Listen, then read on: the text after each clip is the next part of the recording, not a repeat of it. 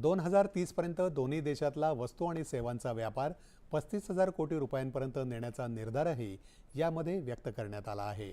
याशिवाय भारत प्रशांत महासागर क्षेत्राच्या मुक्त, खुल्या, शांततापूर्ण आणि प्रगतीसाठीची कटिबद्धताही व्यक्त करण्यात आली। संयुक्त राष्ट्रांच्या विस्तारावर दोन्ही देशांनी सहमती व्यक्त केली असून त्याच्या परिणामकारक सुधारणांना पाठिंबा दिला आहे।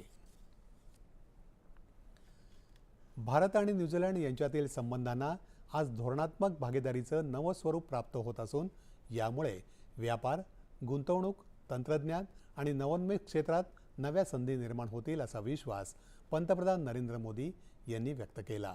ऑकलंड इथं उद्योग क्षेत्रातील प्रमुखांशी संवाद साधताना ते आज बोलत होते। यावर्षी दोन्ही देशांनी विक्रमी 9 महिन्यात मुक्त व्यापार करारावर स्वाक्षरी केली असून 2030 पर्यंत द्विपक्षीय व्यापार दुप्पट करण्यासाठी दोन्ही देश एकत्रितपणे प्रयत्न करतील असं मोदी यांनी सांगितलं।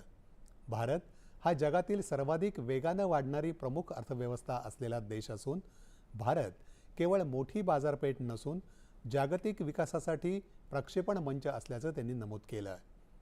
भारत न्यूझीलंड संबंधातील हा एक निर्णायक टप्पा असून अधिक मजबूत आर्थिक भागीदारीमुळे उद्योग, नवोन्मेष आणि तरुणांसाठी नव्या संधी उपलब्ध होतील असा विश्वासही पंतप्रधानांनी व्यक्त केला।